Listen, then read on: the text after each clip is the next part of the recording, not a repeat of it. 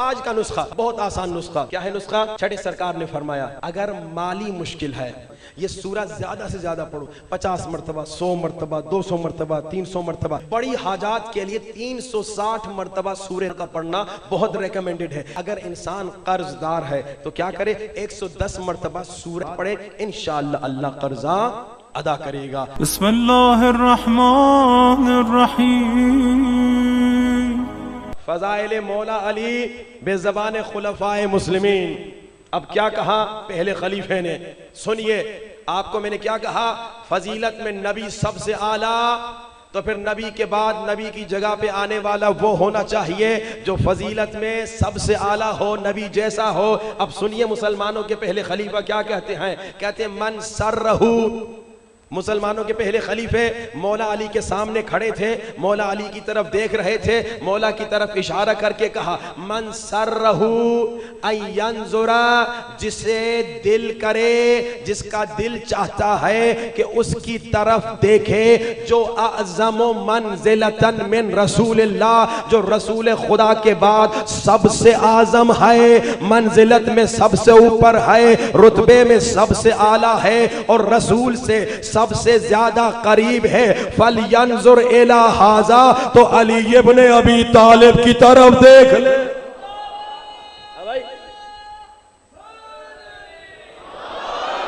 मन सर्रहू, जिसका दिल चाहता है, जिसे खुशी होती है कि किसकी तरफ देखे? जो रसूल के बाद सबसे आजम है, मंजिलत में सबसे आला है, सबसे बढ़तर है, तो इसकी तरफ अली मौला की तरफ इशारा करके कहा कि अली इब्ने अबी तालिब की तरफ देखे। और आगे बढ़िए, फजीलत पे गुफ्तगू हो रही है। फिर मुसलमानों के पहले खलीफे, अनस बिन मालिक रिवायत करता है, कहता है कि जब मुसलमानों का पहला खलीफा आखिरी लम्हात में था, दुनिया से जाने वाला था, तो मैं मिलने गया। जब मैं मिलने गया तो मुसलमानों के पहले खलीफे ने कहा, सुनो अनस बिन मालिक, समिअतु रसूल अल्लाह, मैंने रसूल खुदा से सुना।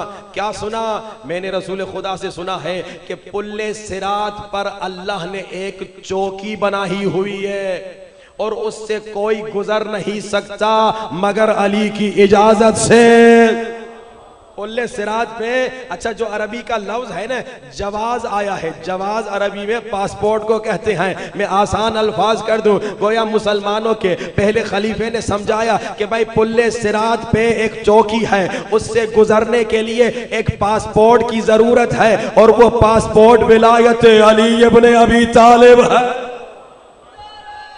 अगर इतना नहीं कि सारे मुसलमान गुजर सके, फिर कहा कि थोड़ा और अल्लाह खोलेगा, फिर थोड़ा पुल खोलेगा, मगर इतना नहीं कि सारे मुसलमान गुजर सके, फिर अल्लाह थोड़ा और पुल खोलेगा, जब तीसरा गुजरेगा, मगर अब भी इस काबिल नहीं कि सारे मुसलमान जन्नती गुजर सके। अब ये सुन्नी खतीब आलिम कहता है आखिर में खुदा अली इब्ने अबी तालिब को गुजारेगा, पूरा पुल खुल जाएगा, सारे जन्नती चले जाएंगे। एक मलंग खड़ा होके कहता है तो मौलवी साहब इतना इंतजार क्यों कराया, पहले ही अली को गुजार दो।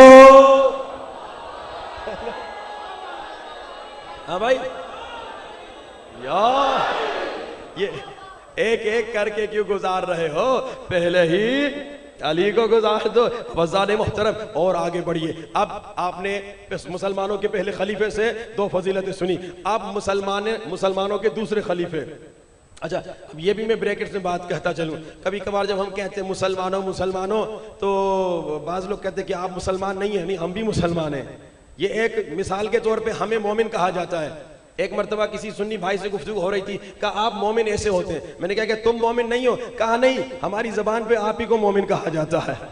आप रखो। और दूसरी तरफ अली इब्ने अबी तालिब के ईमान को रखो। एक तरफ सातों आसमानों का वजन, दूसरी, और कौन कह रहे हैं? भाइयों के दूसरे खलीफे, कि भाई एक तरफ सातों आसमानों का वजन, दूसरी तरफ अली इब्ने अबी तालिब के ईमान को रखा जाए तो अली का ईमान सातों आसमानों पर भारी हो। अली का भाई, यही तो अल्लाह के रसूल ने फरमाया जब जंगे खंदक में मेरे मौला अली अम्र इब्ने अब्दुल से लड़ने गए तो क्या फरमाया? बरज़ल ईमान कुल्लुहु इलल कुफ्र कुल्ले ईमान नहीं, कुल्ले ईमान। या रसूल खुदा, अली कुल्ले ईमान चले गए तो ये जो बैठे हुए हैं ये कौन है? जब पूरा ईमान चला गया तो अब ये जो बैठे हैं ये कौन है? क्या फरमाया? बरज़ल ईमान कुल्लुहु इलल कुफ्र कुल्ले। लेकिन रसूल पाक से सवाल पूछते हुए गुफ्तगू को आगे बढ़ाएं। मेरे आका, मेरे मौला, मेरे रसूल, मेरी जान, मेरे सरदार, मेरा सवाल ये है, आपने कहा अली कुल्ले ईमान है, इस पर किसी को शक नहीं, शिया हो या सुन्नी, अली कुल्ले ईमान है, हमारा इस पर ईमान है, गवाह इस पर कुरान है, जो न माने वो बेईमान है। अली कुल्ले ईमान है, हमारा अकीदा है कि अली कुल्ले ईमान है। अली असल में कुल्ले ईमान है। अली अंबिया का निगहदार है, अली दीन का रहबर सालार है, अली कश्ती नूह का बादवान है, अली सूरजों से भरी कहकशान है, अली आशना रुमूज यकीन है, अली लंगर आसमान व ज़मीन है, अली मजहर ताबिश सूर है, अली शामिल बज़्म किसा है, अली ज़माने का मुश्किल कुशा है, अली आफ्ताब जहान सहर है, अली हर वली का जली इंतखाब, अली इब्ने इमरान, अली बूतरा, अली अर्ज़ पर सुतून समा है, अली क़ामत फ़िक्र की इंतहा है, अली के कदम से हरम बस गया, अली रब्बे आलमीन का चेहरा नुमा, अली वारिस मुस्नद हल अता, अली दिल में अपनी विला खोल दे, अली मुश्किलों की गिरा खोल दे, अली दस्ते खुदरत का शाहकार है, अली सारे आलम का दिलदार है, अली अकीदे में पहली नमाज है, अली मुसीबत में उम्मीद आसरा, अली खुदा के यहाँ जाने का आसान रास्ता, अली का नाम रगों के लहू में गूंजता है, अली को ज़ेब देता है नबी का जानशीन होना, अली को जजता है मौलूद काबा होना। हमारा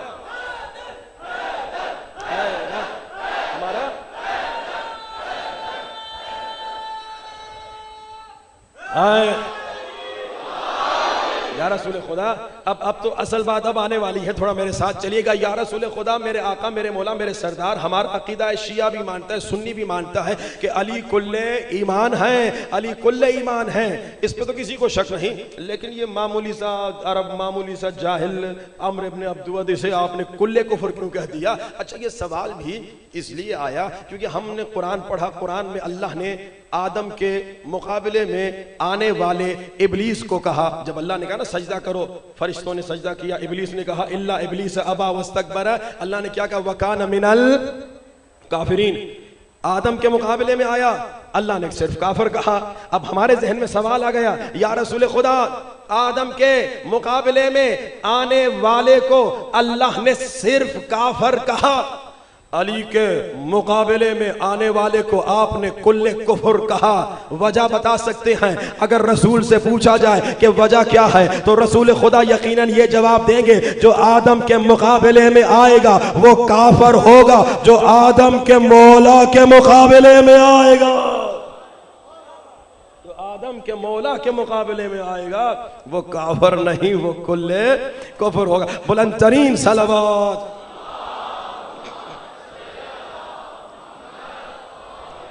मोहम्मद वाजल फरजम। अब इंशाअल्लाह हम आगे बढ़े गुफ्तगू को बढ़ाते हुए। हमने क्या कहा? देखो, एतराज़ात का भी हमने हर रोज इंशाअल्लाह जवाब देना है। शियत पे एतराज, कहते हैं कि शिया तकिया करते हैं और ये तकिया मुनाफिकत है। कहते हैं भाई शिया तकिया करते हैं और तकिया मुनाफिकत है। आइए कुरान से पूछते हैं, क्या तकिया करना मुनाफिकत है? तो कुरान में सूरह नहल में सूरा नंबर 16 आयत नंबर 106, इसमें अल्लाह तबारक व तआला फरमा रहा है कि लोगों, ईमान के बाद जो कुफ्र इंतखाब करे उसे शदीद अजाब होगा, इल्ला मन उकरिहा, मगर ये कि जो हालात की वजह से मजबूर हो और तकिया करे, व क़ल्बुहु मुत्मइन्नुन बिल ईमान, तकिया करे जाहिर कुछ और करे मगर ईमान उसके दिल में हो, यानी अपना ईमान छुपाए, उसके लिए अजाब नहीं है, उसको गुनाह नहीं मिलेगा क्योंकि उसने तकिया किया है, यानी अल्लाह ने तकिये की इजाजत दी है। फिर आगे बढ़े, सूरह आले इमरान तीसरा सूरा आयत नंबर 28, अल्लाह ने कहा काफरों से दोस्ती न करना मगर ये कि तुम्हें उनसे खौफ हो तो तकिया करके उनसे दोस्ती कर लेना। फिर और आगे बढ़िए, तीसरी आयत सूरह गाफिर में से अल्लाह तबारक व तआला ने मोमिन आले फिरौन का वाक़या बताया। रजुलुम मिन आले फिरौन, फिरौनी था, फिरौन के दरबार में था, फिरौन का दरबारी था, फिरौन की पुलिस का हेड था, मगर यक्तुम ईमानहु, दिल में ईमान छुपाए रखा था।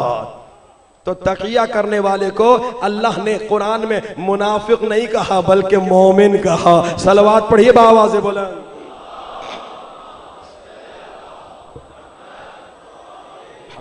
लिहाजा ये एक तोहमत है कि भाई ये तकिया मुनाफिकत है, लेकिन हमारे यहाँ 3 लेवल से तकिए की, उस पर गुफ्तगू आज नहीं करूंगा और ये वक्त भी यहाँ पर नहीं रहेगा कि एक है वाजिब तकिया, एक है मुस्तहब तकिया और एक है हराम तकिया। यानी ऐसी सिचुएशन जहां पर तकिया करना वाजिब हो जाता है, ऐसी सिचुएशन जहां मुस्तहब है आपकी मर्जी करो ना करो, और ऐसी सिचुएशन जहां तकिया करना हराम हो जाता है। आप इसका खुद मुतालिया कीजिएगा, तफसीलन आज मैं गुफ्तगू नहीं कर पाऊंगा। आगे बढ़ते हैं कामयाबी के असबाब की तरफ। मैंने आपकी खिदमत में एक छठे सरकार की हदीस पेश की, उसमें 7 मौला ने राज बताए, वो आप सुन चुके, उसको रिपीट नहीं करूंगा। अब आगे बढ़ते हैं, मेरा वादा था खुतबे मुत्तकीन की तरफ बढ़ेंगे, जहां पर मौला ने मुत्तकीन की 110 सिफात बताई, या मैं आसान कर लूं कामयाबी के 110 राज बताए।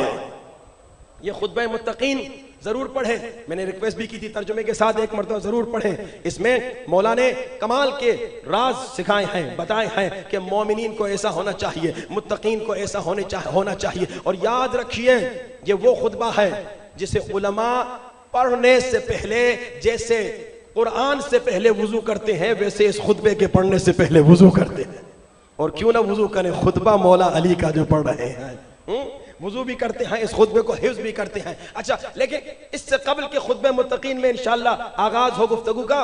एक सवाल और एक शुबहा और एक एतराज। लोग अक्सर कहते हैं मौलाना साहब ये तकवा आप मौलवियों का काम है, तकवा हम बेचारे दुकानदार हैं, हम रेडी वाले हैं, हम ऑफिस वाले, तकवा हमारा क्या काम, तकवा आपका काम है। मैं सवाल पूछता हूं, जरा ये बताओ क्या इमामुल मुत्तकीन को मानने वाले हो? कहते हैं जी क़िबला इमामुल मुत्तकीन को मानने वाला हूं। मैं कहता हूं भाई इमामुल मुत्तकीन यानी मुत्तकीन के इमाम, तो इमामुल मुत्तकीन को मानना यानी कि तुम्हें भी मुत्तकी बनना पड़ेगा। ये सिर्फ उलमा के लिए नहीं, हर मोमिन और मोमिना को मुत्तकी बनना पड़ेगा। मौलाना वो तो बहुत मुश्किल है। किसने कहा तकवा मुश्किल है? तकवा है क्या पहले समझो तो सही। मैं मिसाल देता हूं, बच्चा समझ जाए। अभी बिच्छू आ जाए, आप क्या करेंगे? पीछे हटेंगे, ऐसे ही है ना। बिच्छू आपके करीब आ जाए, आप पीछे हटेंगे, इसी को तो तकवा कहते हैं। मौलाना ये क्या कह दिया? चले और मिसाल, भाई दुआए नुतबा में मजमा इस साल मर्दों की तरफ से बहुत कम था। अच्छा जी, अगर ऐलान हो जाता कि दुआए नुतबा 3 मुहर्रम को जो मोमिन आएगा 4 लाख रुपए वाला आईफोन 40,000 में देंगे, तो मजमा कितना होता? अच्छा खासा होता ना। एक 3,60,000 बचत हो रही है, यहां से लेंगे बाहर जाके बेचेंगे, भाई कितना मजमा आता? फायदा जो मिल रहा है। अब ब्रैकेट से एक और खोलूं, अभी दुनिया का फायदा देख के तो हम आ जाते हैं, मगर ये जो मजलिस में बैठे हुए हैं, ये जो दुआ में आते हैं, उस फायदे को हम नहीं देख रहे, उस फायदे को हम नहीं समझ रहे, इसलिए हम मिस हो जाते हैं, महरूम हो जाते हैं। सुनिए मजलिस में आने का फायदा क्या है। 1 घंटा मजलिस में बैठना 10 मरतबा कुरान पढ़ने के बराबर है। ये सवाब है। ये जो आप यहाँ पर बैठे, जन्नत की एक सरजमीन है, जन्नत का एक टुकड़ा है। वापस चलते हैं। अच्छा ऐलान हुआ 4 लाख का मोबाइल आपको मिल रहा है 40,000 का, आ जाएंगे। आपका आना बता रहा है ये तकवा है। मौलाना साहब आपने कंफ्यूज कर दिया, बात समझ में नहीं आई। बिच्छू से बचना तकवा, आईफोन की लालच में कहीं जाना, सस्ता मिल रहा है तकवा। भाई तकवा क्या है? नुकसान से बचाना तकवा है। आप बिच्छू से बचा रहे हैं खुद को ना, ये तकवा है। अब मैं अभी आपको एक्सप्लेन करूंगा। बिच्छू से बचा रहे हैं यानी खुद को नुकसान से बचा रहे हैं। और इसी तरह जब आप फायदा हासिल करने जा रहे हैं तो क्या है? ये तकवा है। तकवा की आसान डेफिनेशन, नुकसान से खुद को बचाना और खुद को फायदा देना। हर इंसान ये करता है कि नहीं करता? दुनिया में आप सब जो हैं अब ये करते हैं, नुकसान से खुद को बचाते हैं और फायदा हासिल करते हैं। लेकिन फर्क ये है, तकवा ये कहती है कि देखो रब्बना आतिना फिद दुनिया हसना व फिल, भाई तकवा ये है कि दुनिया के नुकसान से भी खुद को बचाओ, आखिरत के नुकसान से भी खुद को बचाओ। दुनिया का भी हर फायदा हासिल करो और आखिरत का हर फायदा हासिल करो। जब आपके जहन में दुनिया के साथ आखिरत आ जाएगी तो दुनिया का हर फायदा आपको फायदा नजर नहीं आएगा। बताऊं मिसाल, भाई किसी ने रिश्वत की ऑफर कर ली, 50 लाख की रिश्वत, जाहिरन तो फायदा है ना। आप मौलाना साहब ने कहा फायदा हासिल करना तकवा है। नहीं समझो, दुनिया और आखिरत का फायदा हासिल करना तकवा है। जब दुनिया और आखिरत साथ होंगे आपको वो 50 लाख फायदा नजर नहीं आएगा, जहर नजर आएगा, बिच्छू नजर आएगा, सांप नजर आएगा, क्योंकि हराम है। जब दुनिया आखिरत कनेक्ट हो जाए ना तो आप ऐसे बचेंगे। अब जाहिरन जवान है, शैतान ने कहा देखो इस लड़की की तरफ कितनी हसीन है, गुनाह का मौका भी है, हराम का मौका भी है, जाहिरन फायदा नजर आ रहा है आपको, एक प्लेजर, एक लज्जत नजर आ रही है। लेकिन जब दुनिया और आखिरत कनेक्टेड होगी तो इंसान को वो लज्जत, वो फायदा नजर नहीं आएगी, बल्कि वो फायदे की जगह उसे नुकसान नजर आएगा कि भाई ये गुनाह है, ये मेरे को तबाह कर देगा, 2 मिनट की लज्जत की खातिर मैं अबदी जिंदगी कैसे तबाह करूं। ए जवानों खुदारा, ये बहुत बड़ा खतरनाक गुनाह है, जिना से बचे रहो। आंख का भी जिना है, किसी के साथ नामहरम के साथ बात कर रहे हो ये जबान का गुनाह है, किसी की आवाज सुन रहे हो ये कान का गुनाह है, किसी को हाथ लगा रहे हो ये हाथ का जिना है। खुदारा जिना से बचो, क्योंकि रिवायत में मिलता है जिनाकार जब कब्र में डाला जाता है तो 300 अजाब के दरवाजे खुलते हैं, हर अजाब से हजारों बिच्छू, सांप और न जाने क्या क्या हैवानात आते हैं, और उस जिनाकार को तकलीफ और अजाब में इतना दर्द होता है कि काबिल बयां नहीं है। अब जब दुनिया और आखिरत कनेक्टेड होगी तो इंसान कहेगा 2 मिनट की लज्जत फायदा नहीं है, 2 मिनट की लज्जत फायदा नहीं है, क्योंकि आखिरत कनेक्टेड है। तकवा क्या है? तकवा ये है कि दुनिया और आखिरत के नुकसान से खुद को बचाओ और दुनिया और आखिरत का फायदा हासिल करो। अब देखिए, जब एक आपकी खिदमत में रिवायत पेश करूं, जब इंसान सिर्फ दुनिया तक लिमिटेड होता है, आखिरत को भूल जाता है, तो क्या करता है? खवातीन, मुसलमान और अफसोस से कभी कभार शिया खवातीन नंगे सर फिरती हैं, नंगे सर। बड़ा अफसोस होता है और दर्द भी होता है जब बाज लोग आके फख्र से कहते हैं माशाअल्लाह मौलाना, फिल्म इंडस्ट्री में पाकिस्तान में हमारी शिया खवातीन बहुत एक्टिव हैं। मैं कहता हूँ ये माशाअल्लाह कहना चाहिए या अस्तगफिरुल्लाह कहना चाहिए? हाँ भाई, ये तो शर्म आनी चाहिए कि शिया लड़की, शिया बेटी, शिया बहन, शिया माँ, और वो खुदा न खास्ता जाके नंगे सर फिरे और हजारों लाखों करोड़ों लोगों को अपने बाल दिखाए। ए मेरी बहन, है मेरी बेटी, है मेरी माँ, ये नंगे सर फिरना यानी सिर्फ दुनिया के बारे में सोच रही हो, आखिरत के बारे में सोचो। अल्लाह के रसूल मेराज पे गए, अल्लाह के रसूल जब मेराज पे गए फरमाते मैंने मेराज पे देखा एक खातून को जहन्नुम में बालों से लटकाया हुआ था, जहन्नुम की आग में खातून बालों से लटकी हुई थी, उसका मगज उबल रहा था। भाई दुनिया में हमारी एक उंगली किसी आग में डाल के तो देखो, 1 सेकंड रखोगे तड़प जाओगे, थोड़ी देर उंगली आग में चली जाए चीखें उठ जाएंगी। भाई आखिरत की आग दुनिया की आग से कई गुना ज्यादा है। अल्लाह के रसूल फरमाते हैं मैंने मेराज पे देखा एक खातून को बालों से जहन्नुम के गड़े में डाला गया, उसका मगज उबल रहा था। मैंने कहा खुदाया ये कौन है? कहा ये तेरी उम्मत की बेहिजाब खवातीन है। अल्लाह, शिया हो या सुन्नी, मुसलमान खातून, ये तेरी उम्मत की बेहिजाब खातून है। ये वो खातून है जो मुसलमान तो है मगर नंगे सर फिरती है, ना महरम के सामने बाल नहीं छुपाती। ए मोमिना, ए मुस्लिमा, ए रसूल की उम्मती खातून, अपने बालों को नामहरम से छुपाना। अच्छा, कभी कभार लोग समझते हैं कि नामहरम घर के बाहर है, वो कभी कभार कुछ बुरी कहावतें, गलत कहावतें भी मशहूर हो जाती हैं। वो क्या कहते हैं? साली आधी घर वाली। कहते भाई ये महरम है। किसने कहा आधी घर वाली? भाई साली नामहरम है। हाँ भाई, ये जितने आपके कजन है ये क्या है? नामहरम है। चचाजाद भाई नामहरम है, फूफीजाद भाई नामहरम है, मामूजाद भाई नामहरम है। अब अगर कोई बच्ची, कोई खातून उनके सामने नंगे सर, मौलाना साहब ये मेरा भाई है। किसने कहा तेरा भाई है? तेरा सगा भाई तो नहीं। अब जब तू नंगे सर इसके सामने आएगी और अल्लाह अल्लाह अगर नामहरम को हाथ दिया, अल्लाह अल्लाह, एक खबर मैंने सुनी मुझे हैरत हो गई। कहा मौलाना यहाँ नामहरम लड़कियां नामहरमों के साथ कजन के बहाने, चचाजाद भाई, मामूजाद भाई मोटरसाइकिल पे नामहरम के साथ बैठ के जाती हैं। ए लड़की, जरा डर उस अजाब से कि सिर्फ अगर तेरा बाल नजर आए तो तुम्हें जहन्नुम में लटकाया जाएगा। अल्लाह, फिर अल्लाह के रसूल फरमाते हैं अब ये गुनाह कौन करता है, ये खता कौन करता है? ये खता वो करता है जो सिर्फ दुनिया को देख रहा है। मैंने क्या कहा? रब्बना आतिना फिद दुनिया हसना व फिल आखिरते हसना।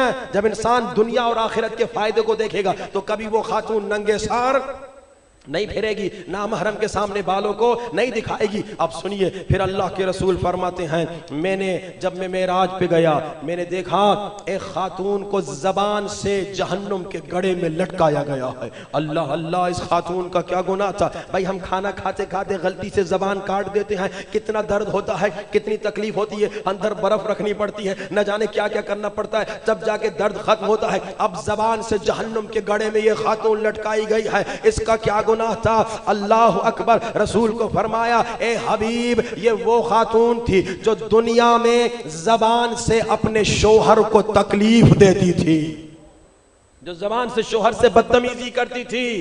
अब ये खातून दुनिया को देख रही है, ये समझ रही है मैं बस मियाँ के साथ बदतमीजी करूंगी, उसे जलील करके रखूंगी तो मेरी हुकूमत होगी।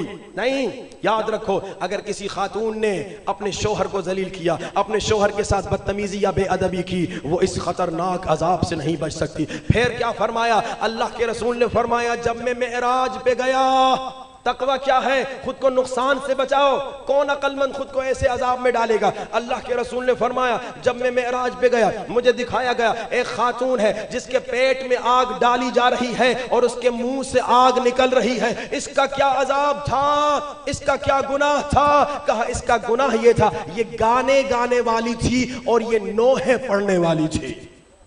आप कहेंगे मौलाना साहब आपसे मिस्टेक हो गई है। नहीं, मिस्टेक नहीं, मैंने खुद हदीस सुनी है। क्योंकि उस जमाने में शादियों में गाने गाया करती थी और जब कोई मर जाता था तो वो खवातीन, वही नाचने वाली, वो आके नोहे पड़ा करती थी मर्दों के सामने। यानी ये वो खवातीन हैं, ये वो खवातीन हैं जो नामहरम के सामने अपनी मीठी मीठी आवाज सुनाती हैं। आज मुझे अफसोस उन गाने वालों पर भी है, आखिर वो भी हमारी बेटियां हैं, लेकिन ज्यादा अफसोस उन नोहे पढ़ने वाली शिया लड़कियों पे है जो यूट्यूब पे आके नोहे पढ़ती हैं, टीवियों पे आके नोहे पढ़ती हैं। और टीवी वाले जिम्मेदारों से भी अफसोस है कि वो उनको चलाते हैं। भाई बीबी ज़ैनब कौन है?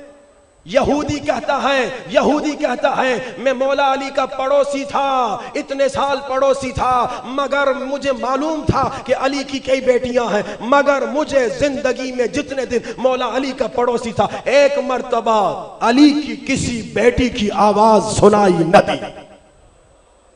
आज हमारी बच्चियां कैसे नामहरम से गपशप करती हैं, आवाज, और स्पेशली सुरीली आवाज। ए बहनों, मैसेज है उनके लिए जो नोहे पढ़ती हैं। नोहा पढ़ना है खवातीन में पढ़ो, ऐसे पढ़ो कि तुम्हारी आवाज बाहर कोई नामहरम न सुने, वरना कयामत के दिन अजाब ये होगा कि तुम्हारे गले से आग निकलेगी।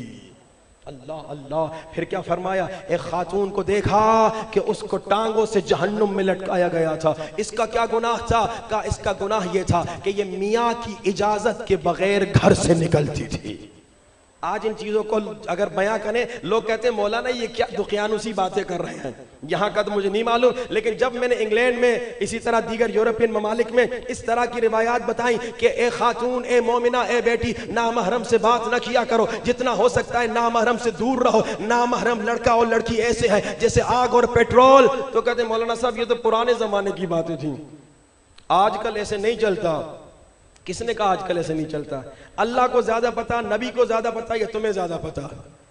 जाहिर बात है अल्लाह नबी को ज्यादा पता। जब उन्होंने कहा लड़का लड़की जब तक नामहरम है ये इतने खतरनाक है जैसे आग और पेट्रोल। अब आग और पेट्रोल की तो मिसाल मैं दे रहा हूं, उस वक्त पेट्रोल तो था नहीं, लेकिन मिसाल दे समझाने के लिए बता रहा हूं। इतना खतरनाक है नामहरम का साथ और करीब होना। और आजकल कभी कभार अफसोस होता है, कॉलेजेस और यूनिवर्सिटीज के प्रोफेसर वो जानबूझ के, कई बच्चियों ने शिकायत की, कई लड़कों ने शिकायत की, क्या कि मौलाना साहब हम तो नामहरम से दूर भागते हैं, लेकिन प्रोफेसर साहब टीम ऐसी बनाते हैं उसमें लड़कियों को भी डालते हैं, लड़कों को भी डालते हैं। और जब लड़की कहती है मैं इस टीम में नहीं जाना चाहती, कहते हैं नहीं भाई अगर नहीं करोगे तो तुम्हें नुकसान होगा, तुम्हारे नंबर्स कम हो जाएंगे। अरे प्रोफेसर भाई, क्यों जबरदस्ती लड़कियों को जो नामहरम के साथ वक्त नहीं गुजारना चाहती, जबरदस्ती ऐसे ग्रुप और ऐसी टीम में डाल रहे हो जिसमें उसको नामहरम के साथ बात करनी पड़े, पढ़ाई के बहाने से ही सही, मगर तुम जरा गैरत तो करो। अब जब तुम्हें अल्लाह ने इख्तियार दिया है, ऐसा काम न करो जिसकी वजह से कल तुम्हें जवाब देना पड़े। बस आइए कोशिश करें तकवा अपनी जिंदगी में लेकर आए। आज का नुस्खा, क्योंकि आज नया नुस्खा देने वाला हूं। अब आज का नुस्खा, जो सुनना नहीं चाहता बुलंद तरीन सलावत सल्ले अला, और जो सुनना चाहता है नारा हैदरी। अल्लाह आप सबको सलामत रखे, अल्लाह सबको दुनिया और आखिरत में कामयाबी नसीब फरमाए। बहुत आसान नुस्खा, क्या है नुस्खा? छठे सरकार ने फरमाया अगर माली मुश्किल है तो क्या करो, ज्यादा से ज्यादा सूरह कद्र, इन्ना अंज़लनाहु फी लैलतिल कद्र, ये सूरा ज्यादा से ज्यादा पढ़ो, 50 मरतबा, 100 मरतबा, 200 मरतबा, 300 मरतबा। और ये एक कमाल का नुस्खा भी है, बड़ी हाजात के लिए 360 मरतबा सूरह कद्र का पढ़ना बहुत रिकमेंडेड है ये नुस्खा। और दूसरा नुस्खा, अगर इंसान कर्जदार है तो क्या करे, 110 मरतबा सूरह वल आदियात पढ़े, इंशाअल्लाह अल्लाह कर्जा अदा करेगा।